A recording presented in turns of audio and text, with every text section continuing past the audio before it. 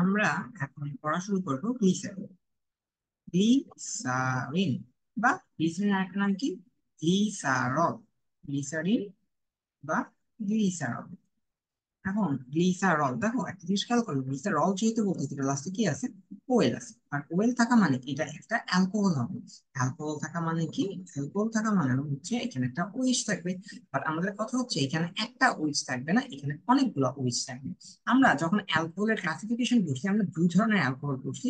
একটা হচ্ছে monohydric alcohol, আর একটা হচ্ছে পলিহাইড্রিক অ্যালকোহল। মনোহাইড্রিক পলিহাইড্রিকের পার্থক্য কি? মনোহাইড্রিক হচ্ছে একটা ওইচ থাকে, একটা ওয়েজ থাকবে, আর পলিহাইড্রিকে একের বেশি ওয়েজ থাকবে, দুইটা তিনটা চারটা হতে পারে। তো আমরা এখানে গ্লিসারিনের স্ট্রাকচার দেখতে পাচ্ছি, এটা হচ্ছে আমাদের গ্লিসারিনের স্ট্রাকচার। তার মানে এখানে ওয়েজ কটা থাকবে? ওয়েজ তিনটা থাকবে। ওয়েজ যদি তিনটা থাকে আমরা এইভাবে লিখতে পারি যে CH2 OH, CH OH, তারপর হচ্ছে CH2 OH। এখন বলা যে ভাই এত বড় জিনিস কেমনে মনে রাখবো? আসলে এই গ্লিসারিনের পার্টটা খুবই খুবই সহজ। মনে রাখতে আসলে খুব কিছু লাগে না, আমাদের একটু কমন সেন্স খাটাইতে হবে। দেখো, আমি প্রথমেই বলছি যে আমাদের গ্লিসারিনে কয়টা ওইচ থাকবে? আমাদের গ্লিসারিনে তিনটা ওইচ থাকবে। আমি তিনটা ওইচ লিখবো। লেখার পরে পাশে তিনটা ওইচ থাকলে এই পাশে কয়টা কার্বন থাকবে? এই পাশে তিনটা কার্বন থাকবে। ভালো কথা, তিনটা কার্বন থাকবে। তিনটা কার্বনের মধ্যে আমরা কি করবো? তিনটা কার্বনের মধ্যে চেইন দিয়ে দিব। এই যে দেখো, চেইন দিয়ে দিচ্ছি, এই যে একটা হাত দিয়ে দিচ্ছি এই কার্বনের মধ্যে, এই কার্বনের একটা হাত দিয়ে দিচ্ছি। এদের মধ্যে হাত দিতে হবে, কারণ আমরা ধরবে কি দিয়ে? এই হাত দিয়ে দিলাম। এবার দেখো, আমি যদি হাইড্রোজেন গুলো বাদ দিয়ে দিই, কোথায় কয়টা হাইড্রোজেন বসবে এটা না আমরা আসলে দেখে বলে দিতে পারবো। দেখো, এই যে দেখো, মুছে দিলাম। এই কার্বনে ধরো এই যে একটা হাত আটকানো, এই যে একটা হাত আটকানো, আর হাত ফাঁকা কয়টা? একটা হাত, দুইটা হাত ফাঁকা, তাহলে এই একটা হাতে একটা হাইড্রোজেন, এখানে একটা হাইড্রোজেন। আবার এইটার দেখো, একটা হাত, দুইটা হাত, তিনটা হাতই আটকা, আর একটা কয়টা হাত ফাঁকা? একটা হাত ফাঁকা, এখানে একটা হাইড্রোজেন। একটা হাত, দুইটা হাত আটকা, এই যে একটা হাইড্রোজেন, এই যে একটা হাইড্রোজেন। এই তো হয়ে গেল আমাদের গ্লিসারিনের সংকেত। মানে এটা হবে কি তাহলে? CH2 CH CH2 OH, এটা হচ্ছে গ্লিসারিনের সংকেত। আর নিচে আর একটা জিনিস পড়বো, নাইট্রোগ্লিসারিন। নাইট্রোগ্লিসারিনে দেখো, যেহেতু নাইট্রোগ্লিসারিন, তাই তিনটা OH বাদ চলে যাবে। তিনটা ওইচ বাদ, ওইচের জায়গা মানে তিনটা হাইড্রোজেন বাদ করে, সরি। এই যে আমাদের, এই যে হচ্ছে যদি গ্লিসারিনের সংকেত হয় নাইট্রোগ্লিসারিন, কি হবে? এখান থেকে আমরা এইচ গুলো সব বাদ, এইচ গুলো সব বাদ দিয়ে দিব। এইচ গুলো সব বাদ দিয়ে দিব। আর এইচ বাদ দিয়ে আমরা কি আনবো?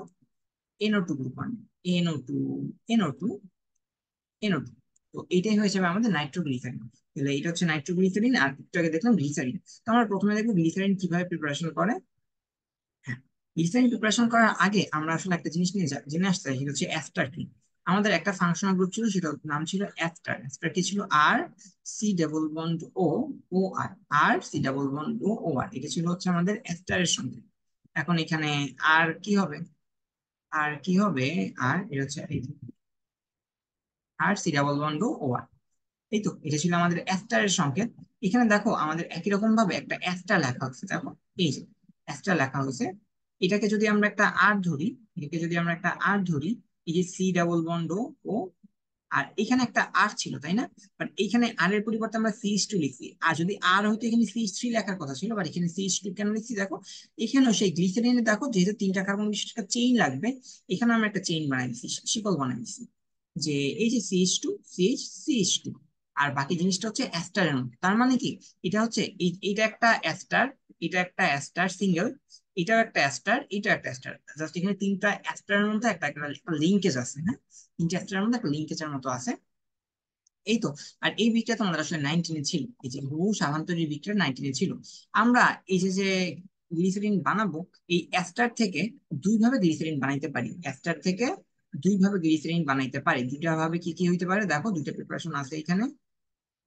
দুইটা প্রিপারেশন, একটা হচ্ছে ওয়াটার দিয়ে, হ্যাঁ, জাস্ট ওয়াটার দিয়ে দিব। ওয়াটার দিলে পরে কি হবে? দেখো, ওয়াটার দিলে পরে আমাদের এই টোটাল পার্টটা, ওয়াটার দিলে পরে আমাদের এই যে CH2, এই যে এই টোটাল পার্টটা আমাদের আলাদা হয়ে যাবে। টোটাল পার্টটা আলাদা হয়ে যাবে কারণ আমরা জানি গ্লিসারিনের সাথে, দেখো এই যে গ্লিসারিনের সাথে এই টোটাল পার্টটা হুবহু মিলে যায়। যেহেতু এটা আমরা বানাইতে চাই, যেহেতু এটা আমরা বানাইতে চাই, তাই এই টোটাল পার্টটা হুবহু মিলে গেছে। একটা করে এইচ বাকি থাকে, হ্যাঁ।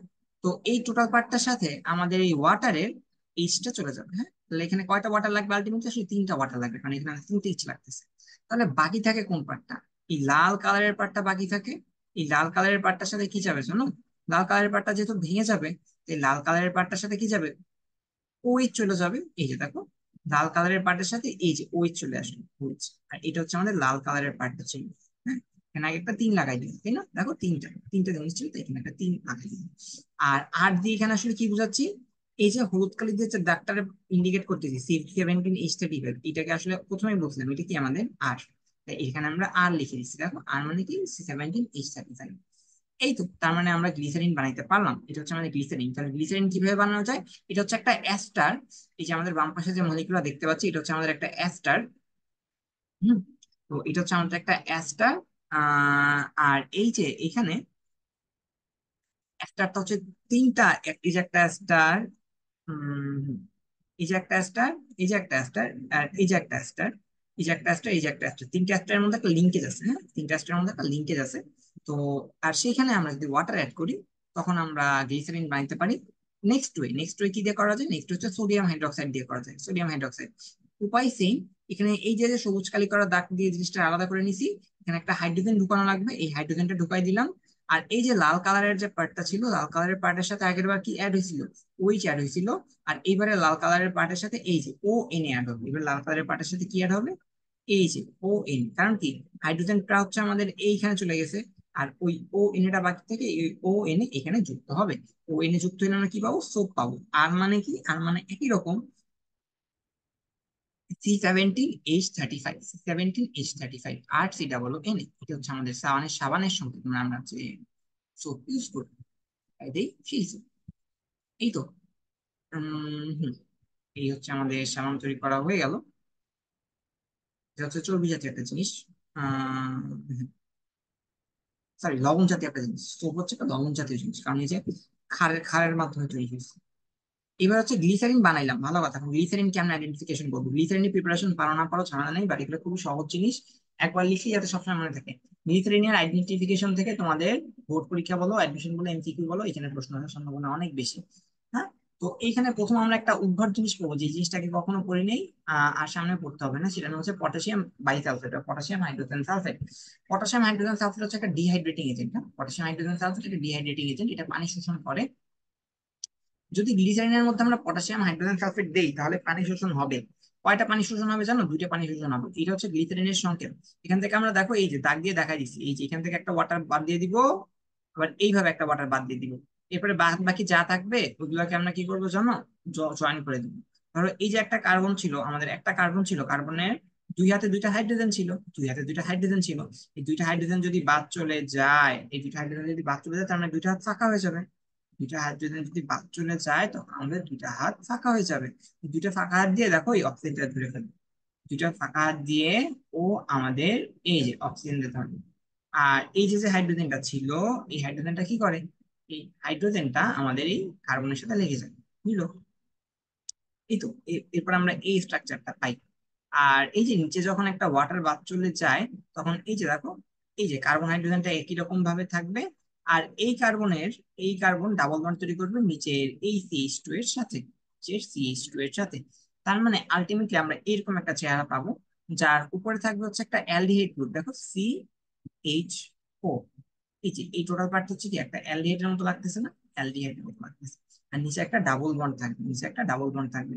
তো এই জিনিসটার নাম হচ্ছে অ্যাক্রোলিন। হ্যাঁ, তো অ্যাক্রোলিনের হচ্ছে একটা দুর্গন্ধ পাওয়া যায়, যে দুর্গন্ধ পাইলে পরে আমরা বুঝি যে আসলে এখানে গ্লিসারিন আছে। তো এই জন্য এই টেস্টটার নাম আইডেন্টিফিকেশন ছাড়াও এটাকে অ্যাক্রোলিন টেস্টও বলা যায়। অ্যাক্রোলিন টেস্ট কি দিয়ে করে, acrolein test potassium hydrogen sulphate দিয়ে করে। অ্যাক্রোলিন টেস্ট কার জন্য করা হয়, অ্যাক্রোলিন টেস্ট গ্লিসারিনের জন্য করা হয়। অ্যাক্রোলিনের সংকেত কি, অ্যাক্রোলিনের সংকেত আমি কখনোই মুখস্থ করতাম না, আমি সবসময় এই যে গ্লিসারিনের সংকেত পারতাম। গ্লিসারিনের মাঝখান দিয়ে আমি কয়টা ওয়াটার বাদ দিব, দুইটা ওয়াটার বাদ দিব। দুইটা ওয়াটার বাদ দিলে যা যা থাকে তাদের আমি জোড়া লাগাই দিতাম, তারপরে আমি অ্যাক্রোলিন পেয়ে যেতাম। আমার কথা যদি বুঝতে তোমাদের কষ্ট হয়, দেখো আমি এই ছবিটা মুছে আরেকবার আঁকি। দেখো এই যে যে বাম পাশের ছবিটা, এই ছবিটা আমি আরেকবার আঁকার চেষ্টা করি। দেখো কার্বনের সাথে ওইচ দিলাম, কেন ওইচ দিলাম, কারণ এই যে দুইটা হাইড্রোজেন বাদ চলে যাবে।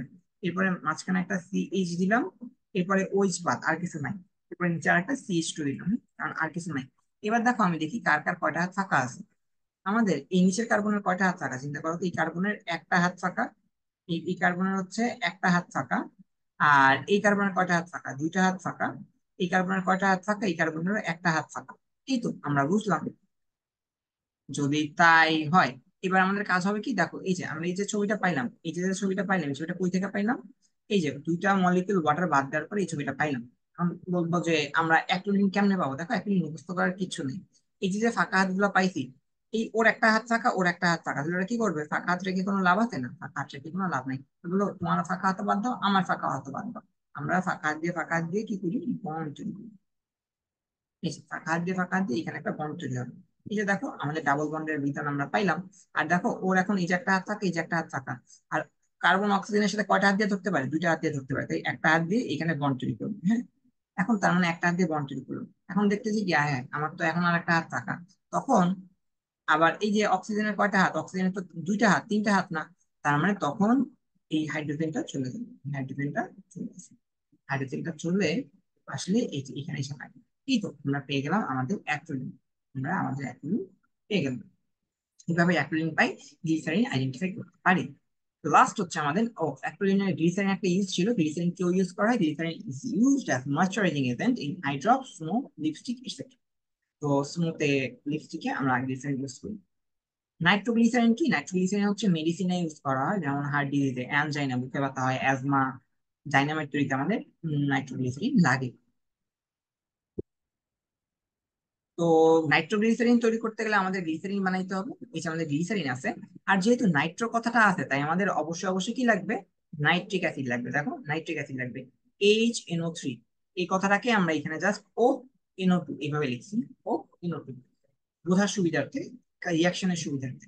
কারণ কি, যেহেতু নাইট্রোগ্লিসারিন তৈরি করব, যেহেতু নাইট্রোগ্লিসারিন তৈরি করবো, আমরা যে নাইট্রো গ্রুপ লাগবে, এই গ্রুপটা লাগবে। আর এই গ্রুপটা কাকে রিপ্লেস করবে, এই যে এইচ গুলাকে রিপ্লেস করবে।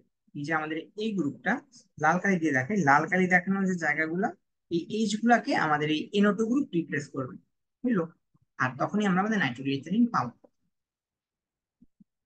এটা এমসিকিউতে আসে যে নাইট্রোগ্লিসারিন দিয়ে আমরা কি করতে পারি, নাইট্রোগ্লিসারিন দিয়ে আমরা ডাইনামাইট তৈরি করতে পারি।